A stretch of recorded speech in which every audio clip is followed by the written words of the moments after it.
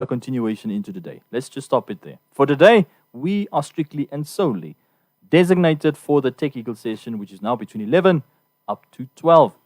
Now, on today's session, guys, as I have been expanding in great depth in terms of the digital media space, and this has now been what, a 2 week, 3 week sort of like discussion ongoing in the various aspects in terms of what digital media has done, has allowed for developments to take place in, has brought forth to not just consumer electronics, but the way we see computing as well.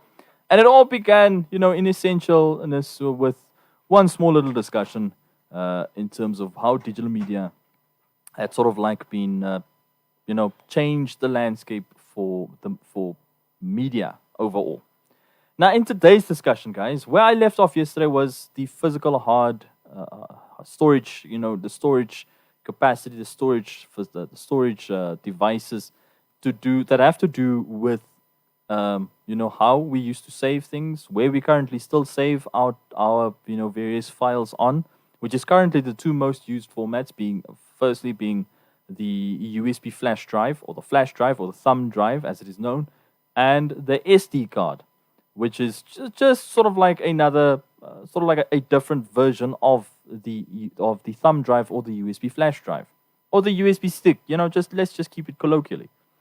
However, something else has happened in the past 5 to 7 to 6 years, mostly only because this service was mostly sort of like extended towards enterprise levels or to organizational levels.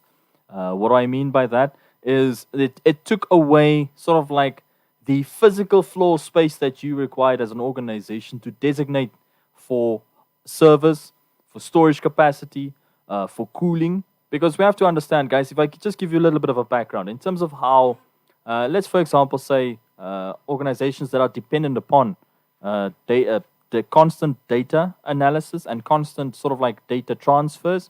Let's for example say such an organization requires they actually have a high requirement for processing ability and storage capacity. So if we just take a look at one such industry, which is the banking industry in Namibia, which actually has the highest sort of like demand for such capability. The banking industry, if we start off from them, they need physically, like physical floor space. They need almost like a lot of space for their servers. Because we're not talking about just one branch in Namibia. We're talking about one bank has to look at all their branches across the country. Now, this includes not just the branches itself. This also includes the ATM transactions. Because an ATM is an extension of a branch. Yes, guys, an ATM is an extension of a branch in the sense that there is a computer built into the ATM that needs to tally up any outgoing transactions and any incoming transactions. Second on to that is also that ATM itself has to be connected to a server so that whether money is being deducted or when money is added. So it has to do with various sort of like processing abilities. Now you take that type of scale of operation, that type of scale of processing, and you now have to look at it, what are the physical requirements. So it's a server, it's the technicians, because the technicians can't just be based in Windhoek, they need to be based mostly across the country. Then you have to look at sort of like the off-site assistants in terms of like, those other IT officials or, IT department sort of like executives that have to work remotely, meaning they need to monitor the systems 24/7, because banking is not just about 8 to 5. Banking happens every minute, every second, every day. Constantly. That's the element of banking that as we know it now. It happens any time of the day, it happens. However, if you're talking about trading is something else. Let's stay out of the trading sphere. We're staying on banking. Banking is a different aspect of the financial sector. Now, in that same sense, the scale, the demand, the sort of like ability for a bank to operate on that scale has brought up various discussions in terms of how to make the needs of an enterprise, especially a large organization or large corporations like banks, né? How to take the load or the workload off of them and sell them just a leasing agreement in terms of cloud services. Now, cloud services is not just about storage. Primarily, cloud services is about storage, but cloud services now is no longer just about storage. Although in its most sort of like basic understanding, as I mentioned, it started off with the storage capacity discussion. So,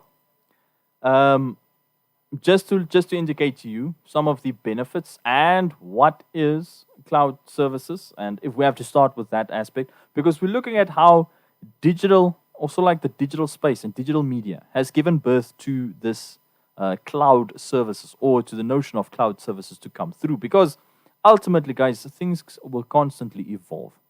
For up until 2000, the world in terms of electronics didn't move as fast. There were things in Europe that you didn't even easily see here in Namibia or in South Africa. Until the internet came along, the internet was then broadly accessible to everyone. Passed from 2000 up to now, internet was broadly accessible to everyone. Now people can read as much more, because you don't just need to look for specific books, because we also have to understand not all the books that you wanted to read were also available. Now you can read them online. You can now be in this discussions that you were never part of, because you can access things online. And one of the major things about this has been storage capacity, because you can only view something if the host server actually has stored this item on it. So it's all about whether you can access the information on the other side. Now, if we want to know what is cloud services to begin with, just what it is, or what are cloud services. Now, cloud computing is also something else, however, but it looks at data storage and computing power without direct active management by the user.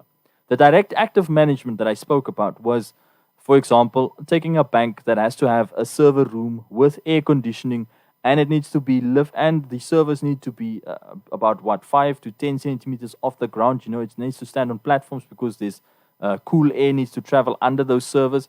Guys, if you have to think about servers, for those of you that are not in the IT field, understanding a server is not just like switching on your TV and then hoping the thing will work. No.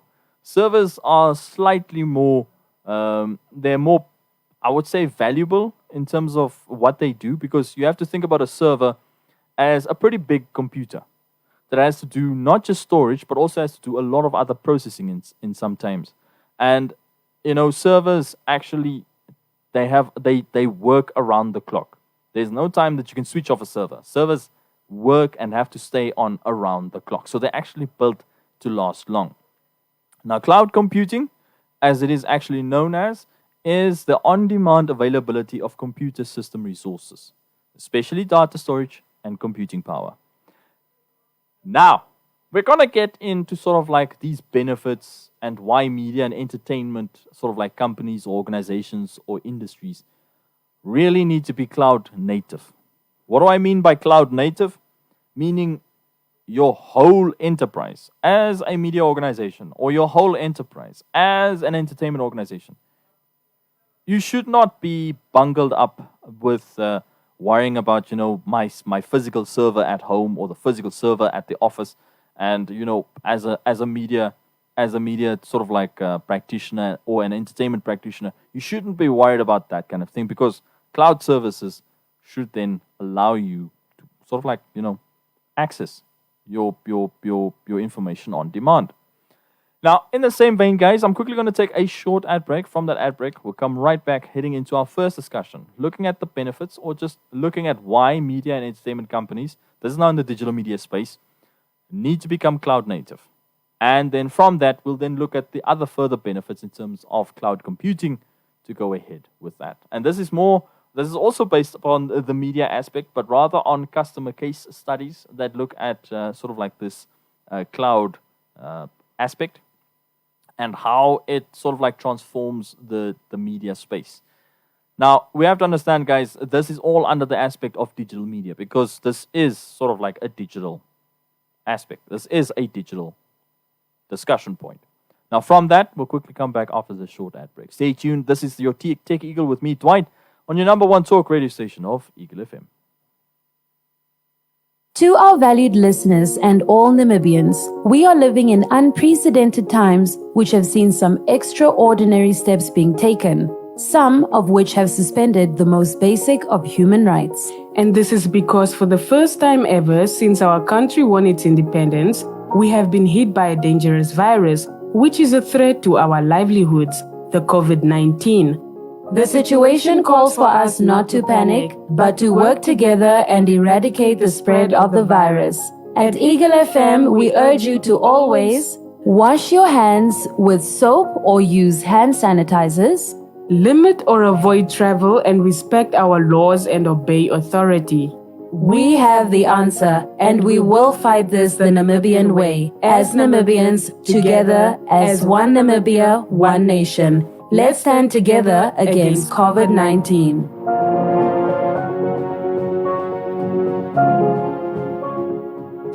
Eagle FM lets you express your constitutional rights of freedom of expression without fear of favor. This is actually, to put it mildly, an economic scandal. Fraud. Not fraud, it's a scandal. Why do you give a tender to somebody who does not have capacity to build? Why should you do that? You know a person that does not have the capacity to build. Eagle FM lets you talk. That's why I'm always telling people in Parliament, let me not take up my Katatura manners. Right. Because I grew up in Katatura. And I will not hesitate to tell you off if it is needed to do. Be part of the debate by setting the agenda. My response in terms of Rwanda at 6% is that we had been there before. We've had 6%. Now, after coming back from that short ad break right there, we step into sort of like, the aspect of cloud computing and how it plays a role within the media and entertainment landscape. Now, for this matter, some of these discussions, bring in some benefits in that same sense. However, cloud computing then, firstly, enables the editing the feeds of live on editing feeds live on a browser and also distributing it on any device with bandwidth of even 2 megabits per second at lightning speed of up to 60 frames per second. Now, that's a bit technical, but it allows for, sort of like on-the-go processing to take place.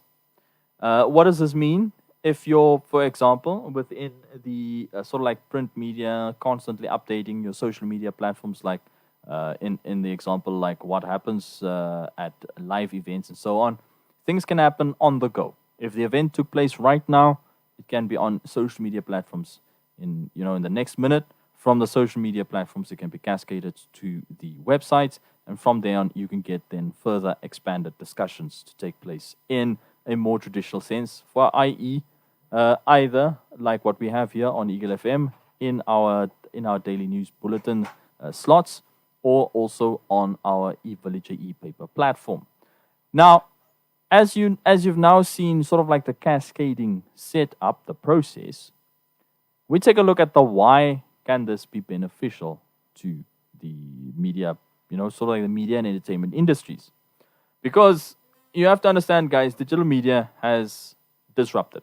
Digital media has brought the major disruptions in this landscape. People now want to see information and discussion topics as well as also their favorite sort of like platforms to source them with daily discussion points.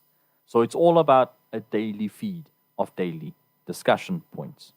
However, the COVID-19 pandemic itself has permanently changed a consumer's content consumption habits. We have to also acknowledge this one point, because the pandemic itself did something at a faster pace than what the years before that did not do. There was a little bit of resistance. Some media entrepreneurs would also say, you know what, I'm not in the social media space as fully as yet. However, the COVID-19 pandemic has sort of like taken that perspective, that viewpoint, and flipped it on its head, rolled it about a little bit, shaken it up a little bit, and then threw it back into the court and now you now have to deal with whatever that resultant experiment has now done, or sort of like that shock value has been brought on by the pandemic. Now, it totally disrupted the media and entertainment business models. It did. We just have to look at what happened to musical artists, not just in Namibia, across the world. A lot of them were dependent upon, they sort of like having tours.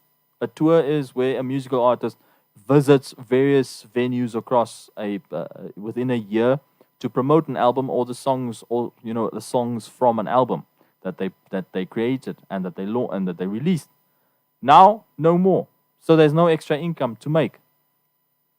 In the same vein, it has also majorly disrupted the traditional media platforms as well. Because here's the thing: in most cases, newsworthy items were sort of like became a commodity. Very few events could take place because of social distancing, how many people could collect or come together in one space. However, in the same sense, global lockdowns across the world forced people to stay at home, which resulted in a spike of about 30% in online data consumption across the world. Now, according to a study done by Nielsen's, homebound consumers have led to a 60% increase in the amount of video content that was being watched globally during the pandemic. In 2020 alone, 96% of consumers increased their online video consumption, with 9 out of 10 viewers wanting to see more videos from brands and businesses. As of 2021, it is also predicted that an average person will spend 100 minutes per day watching online videos. Now, that boom in content consumption in the year of 2020 has set the streaming industry on a new growth trajectory. It's only obvious to think that way because with a streaming video on demand platform, revenues were likely to grow at a 10.6% through to 2025, making the streaming video on demand as a sort of like segment of the entertainment industry a sort of like worth an $81.3 billion industry.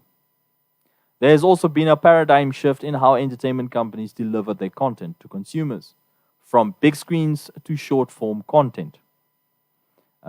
This evolution is also underscored by the fact that during 2020, about 2 million US viewers, let go of their multi-channel TV subscription services in favor of a more streamlined solution.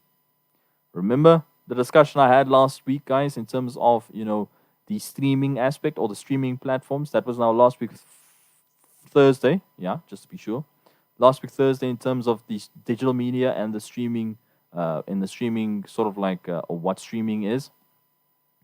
Now, as mentioned, guys, there are now major alternatives in terms of that streaming sector of the entertainment and media industry in the world. For example, in 2020, people were just talking about Netflix, left, right, and center. It was just Netflix. However, this forced sort of like big entertainment companies like Paramount to establish their own streaming service known as Paramount Plus. It forced Disney to open up their own streaming service known as Disney Plus. And the list goes on, guys. YouTube has been the mainstay. You can call them the granddaddy in the whole show of all those alternatives. But the new kid on the block that's disrupting everything was and will always be Netflix, because they, number one, not just gave you so much content, they also now make their own content on the other end. So by making their own content, they've also now become a sort of like content creating platform, because they have the platform that wherein people can view their stuff that they've produced and funded and sort of like created. You have to think of it as a manufacturing process.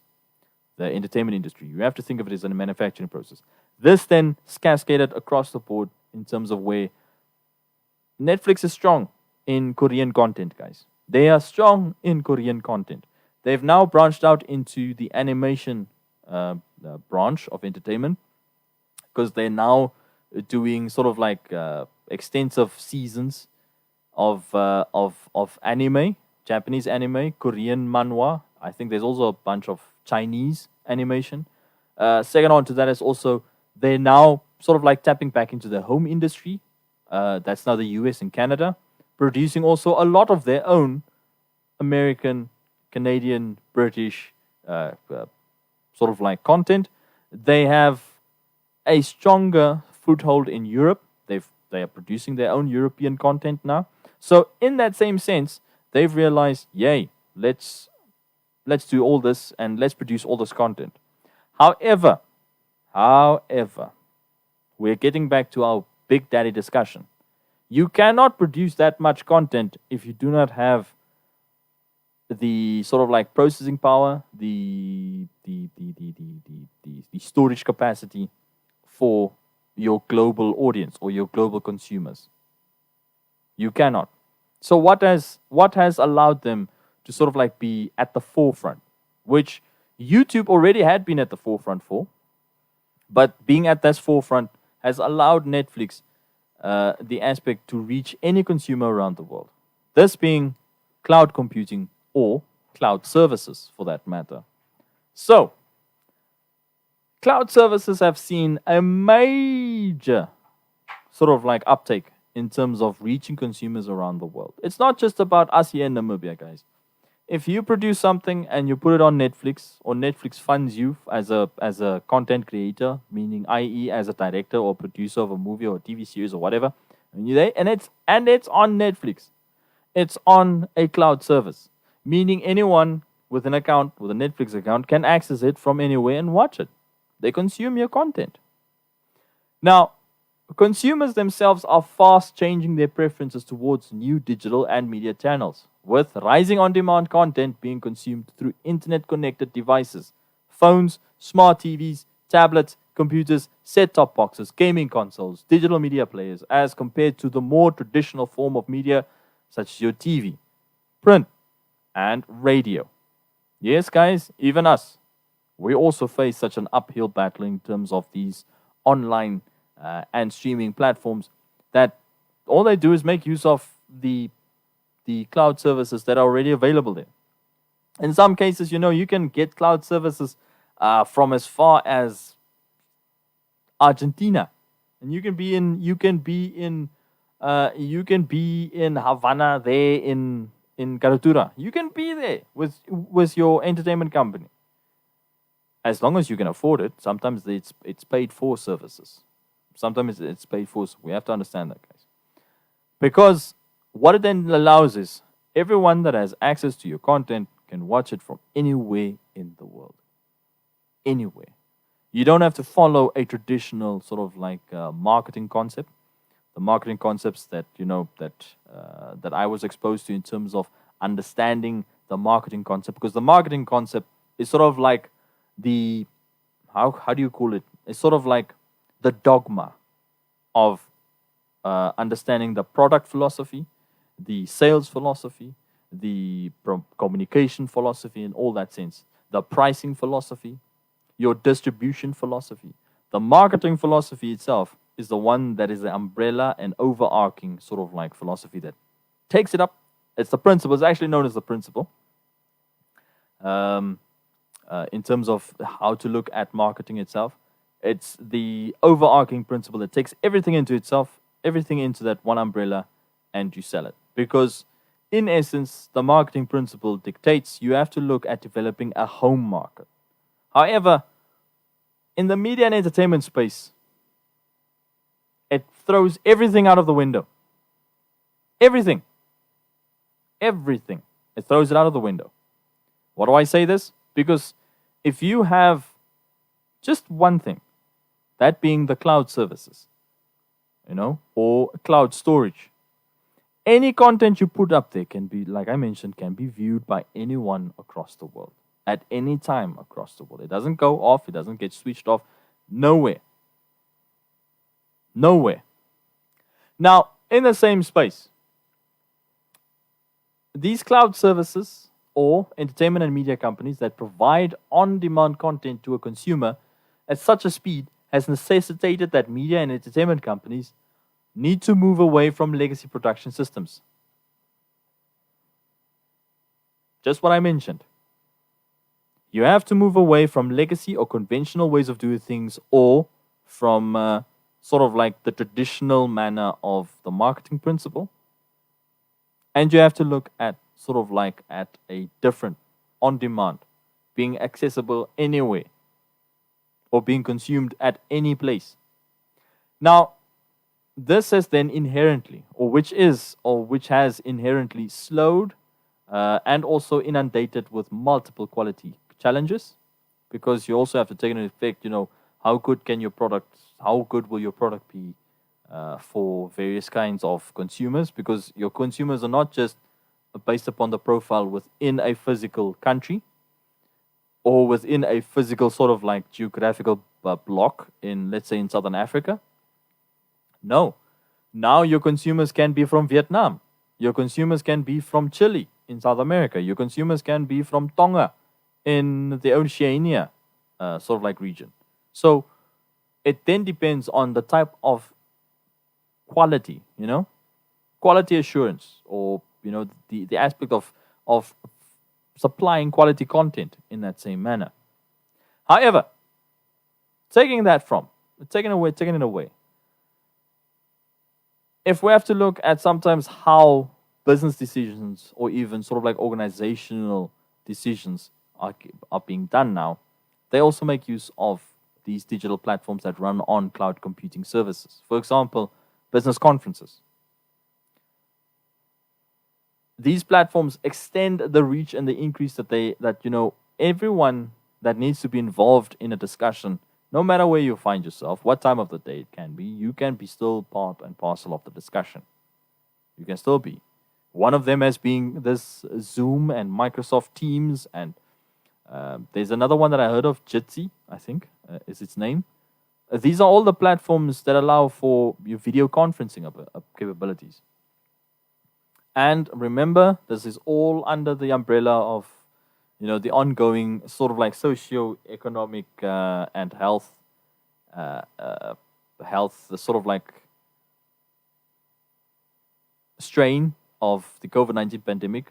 This has brought all this, or fast-tracked all this sort of like approaches. Now, these solutions continually keep audiences engaged and also establish new multi-channel customized connections, which are mobile first and driven by sophisticated data analytics. This trend also represents a perfect opportunity for the nimble media entities and their systems integration partners to step in and leverage the shifting demand patterns. So you have to look at, there is an opportunity, there is a gap that can be taken. You can strike while the iron is hot, because the iron has heated itself. So you just need to strike it, mold it, and make use of the opportunity that you've seized. Now, this has provided, in terms of, we have to look at the sort of like the example of a company that has boomed in that same vein. Netflix is a said example, because Netflix's strength actually has come out of this pandemic scenario, which is now going into a third year. Essentially because of the online demand, people having, so many lockdowns being experienced across the world, so many isolation periods that people, travelers, tourists, the notion of just school children as well, having to stay at home because of the continuous disruption that COVID-19 infections continuously bring to everyday life. So what has this done? People find a way to escape. So people just go sit, switch on a PC, switch on the internet connection, then you start consuming online media. I mean, this has, as mentioned, this has led to many people sort of like cutting their losses in terms of subscriptions, pay-per-view or TV subscriptions. They've decided, let me cut off my TV subscriptions. Because if you have to balance in terms of, well, which one is the easiest sort of like look at? The one gives you a multitude of sort of like functions, that being your internet connection. The other one is just confined to your TV. This, however, does pose a little bit of a sort of like a negative impact on one type of the entertainment industry, because the other one is allowed to sort of like flourish. But you have to take it in that sense. I mean, the competition landscape is one that continuously changes. Every day there have new ideas coming out.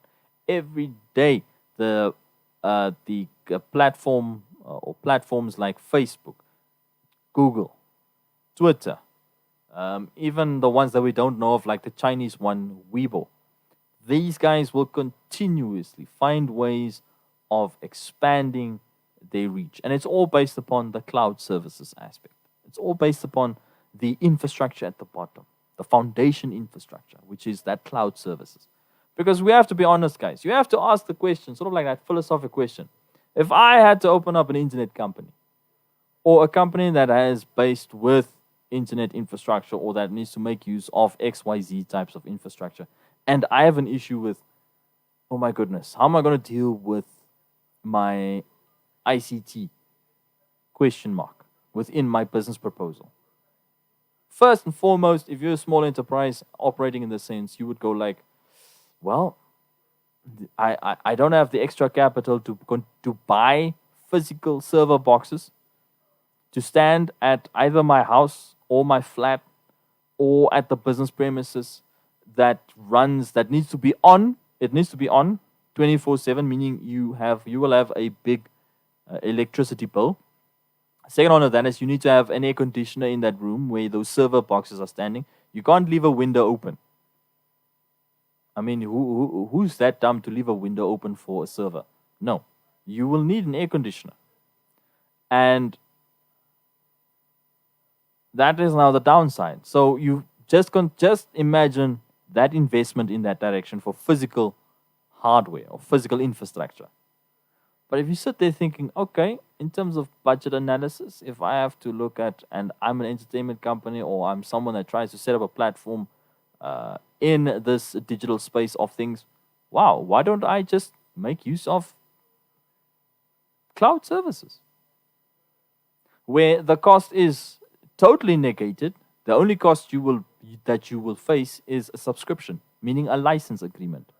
Meaning whatever you put on that cloud, you just have to pay your annual or your monthly subscription. So you will know in terms of budgeting, if I budget XYZ in terms of costing, and this forms part of my costs or my sort of like your cost breakdown for your organization, then you know, yay, it's covered already. Whatever we make covers that for XYZ sort of like time frame.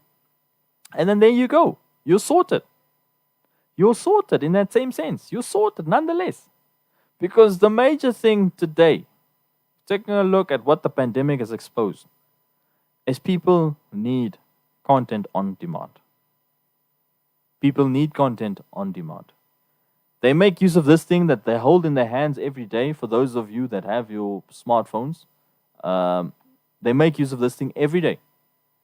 And I'm not talking about the elite brands or the elite sort of like makes.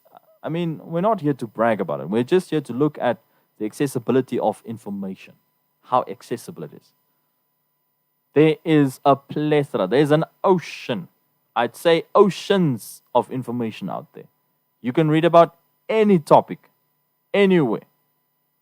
You can even find pro and against discussions on a topic. You can find it. Click of a button. Type of your fingers. Your thumbs just need to move. Yeah, I'm doing this. For those of you who are watching me on the stream right now, I'm doing this. For those of you who like doing this in terms of like typing on your mobile phones, I'm not, making fun of you, but this is a gesture that is very synonymous with typing in the new digital age. Now, as an entertainment company, in terms of the pros and the cons that the digital space known as cloud computing provides, we will continue on with this discussion just after this short ad break. And I'll just highlight the sort of like the benefits in depth. I'll highlight the benefits in depth. It will be something that I've already mentioned in sort of like this first part up until now. But nonetheless, stay tuned here with me, Dwight, on your number one talk radio station. And this is the Tech Eagle here on this lovely Tuesday morning. And we're quickly stepping into that short ad break. The first free-range eggs produced and packaged in Ondangwa, Walenga eggs, are now available in 6s and 18s. These fresh free-range eggs are produced daily and have a shelf life of over 28 days. Now listen up. Free-range eggs are the most nutritious and organic eggs available for human consumption. Just yummy. We at Walenga Eggs also want to give every Namibian an opportunity to own a share in our value chain. So if you want to sell or distribute Walenga Eggs, call Omalaiti Foods at 0811 27 3622 or 0811 660707. This is a fest for Namibia.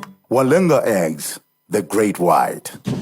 Speak your mind while respecting the opinions of others. But how can you say Namibia was brought on a silver platter when so many people were massacred? No, that's not what I mean. I mean on the silver platter. In terms of the infrastructure. Of the infrastructure. You know, there were schools, there were roads, there were... Be part of the debate by setting the agenda. To grab that victory against Ivory Coast will be a big one for us. It will be the first. For social position to raise a child. What does that mean? Baby dumping. Eagle FM lets you talk. The commander say hold fire, they hold fire. When the commander says fire, they fire. You know, they are trained to kill. We are trained to arrest people and bring them before court. Eagle FM lets you express your constitutional rights of freedom of expression without fear of favor. That's why some of us wear unbranded clothes. Because it's about selling their product. So talk on Eagle FM. Eagle FM, the eye. Now, getting out from that extended break right there, in terms of just, heading into the rest, or sort of like the last segment of today's discussion. That only leaves us with about 19 minutes.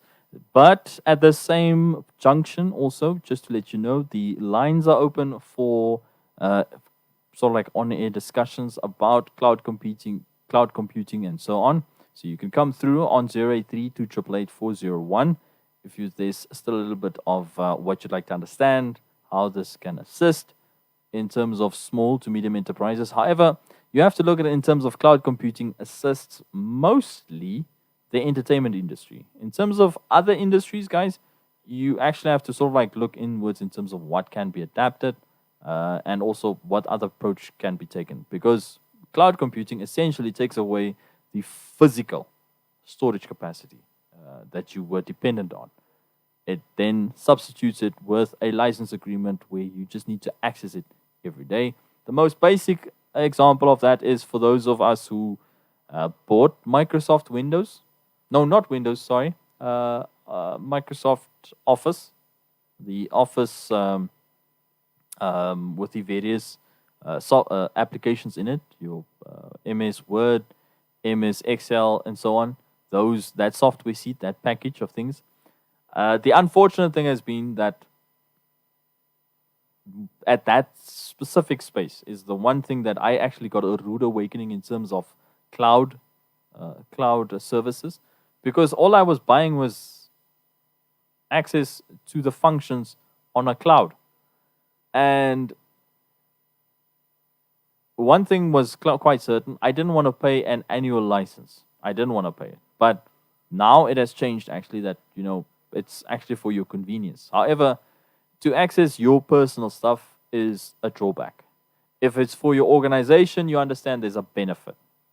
There's a benefit because you don't want your organization to have extra water and electricity or mainly a larger electricity expense. No, because a physical system standing at your office needs to be on every day, every minute, every hour. Now, the benefits that are offered in terms of, if we look at the entertainment space and the media space and the digital media space, or how it has allowed for the digital media space to sort of like be at the forefront of what we see today, it's important to note that these companies are not ultimately moving away from existing storage models. No. So you won't ultimately do away with any physical storage. However, it allows you to be increasingly eyeing the cloud performance, the cloud platforms, in order to achieve maximum production levels, distribution levels, and also archiving goals. Because whatever you produce or generate as a content creator or as an entertainment and media company, you must have an archive.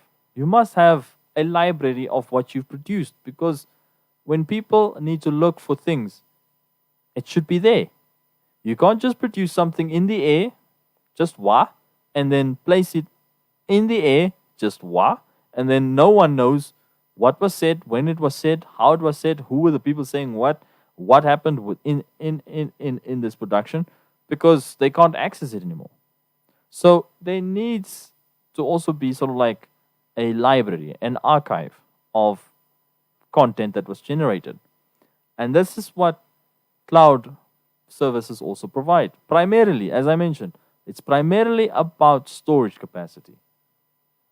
However, cloud services then allow you to sort of like have backup ability in terms of storage, archiving functions, distribution functions as well, because anyone from across the world can buy content if you have proper archiving as well and they like what you've produced.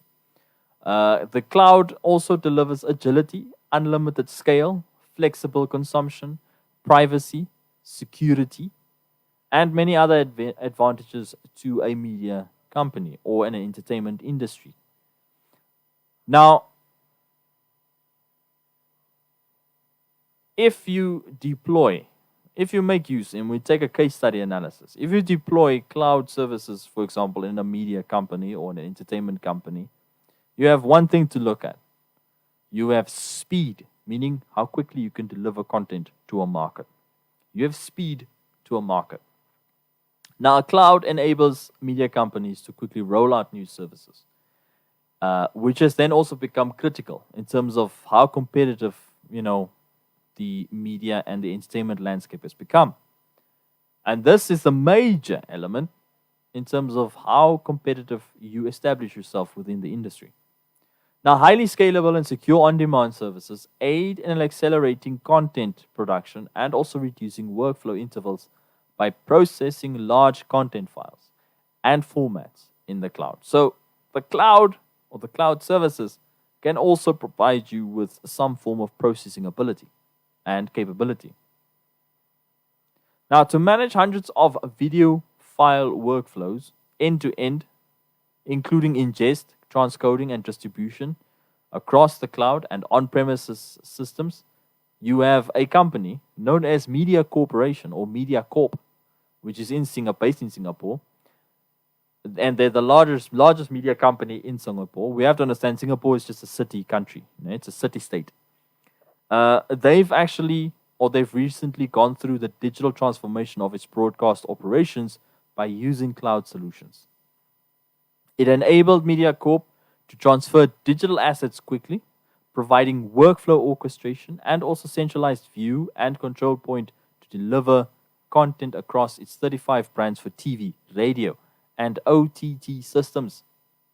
Now, through this capability that cloud can provide, this company, MediaCorp, their broadcast operations team has delivered video and content more quickly, seamlessly, efficiently to consumers across different platforms, including their new mobile apps, interactive televisions, and other connected devices. Similarly, also, if you have to look at what Google Cloud has also allowed, if you make use of Google Cloud and its services, a company known as Luma leveraged compute engine custom images and paired them with a high-performance file system to render shots in as little as 90 minutes compared with the 7 to 8 hours without a cloud service. Now, guys, I know.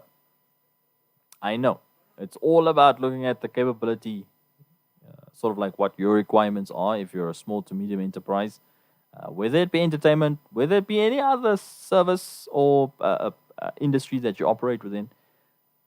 The whole question here is, where can I store my data? Where can I store my data as a company? Where can I store it?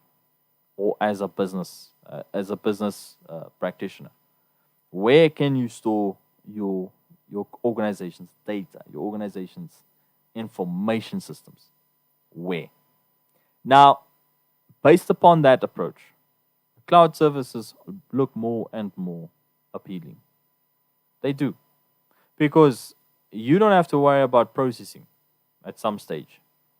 However, the only thing you will only be worried about is ensuring that your archiving is in order and that the type of quality of your content, does actually do the job in getting the income or the revenue that you wish.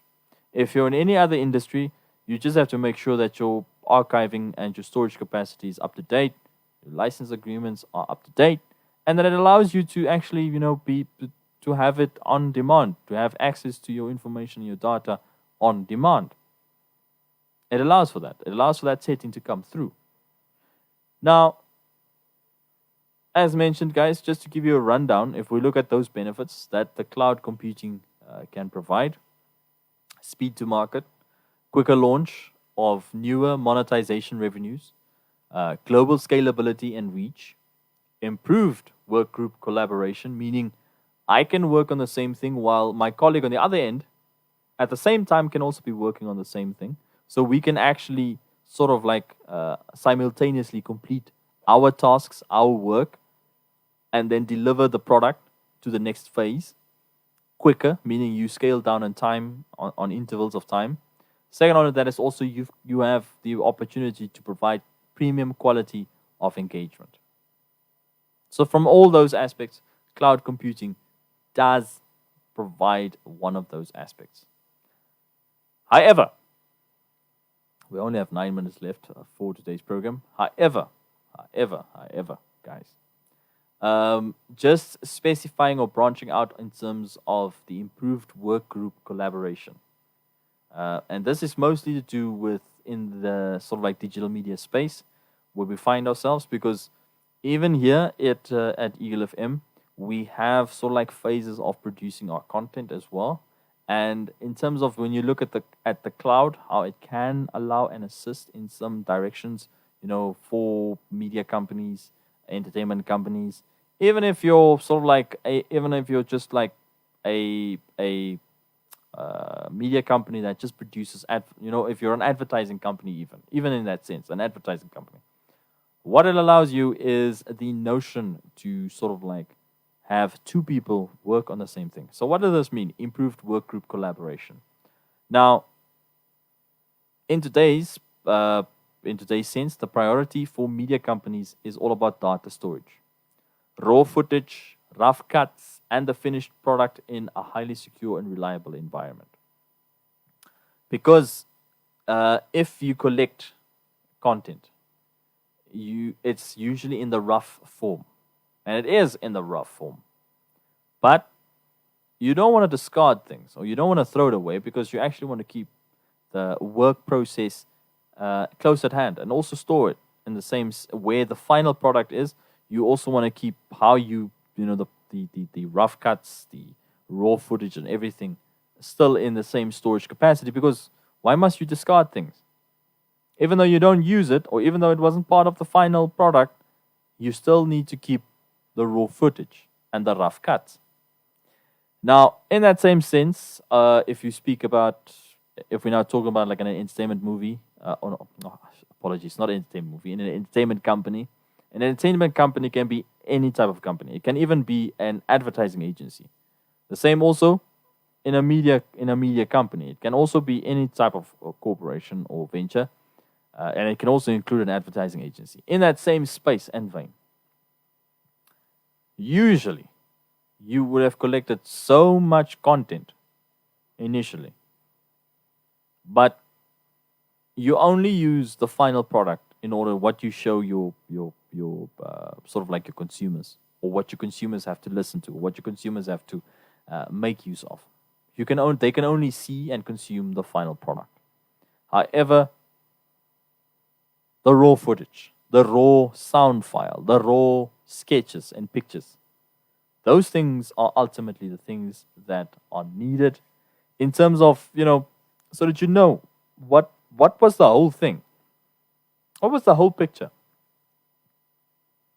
Because ultimately, in a sense, in the media discussion, you can't, you can't show how the whole process was made, because you only need people to see the final product.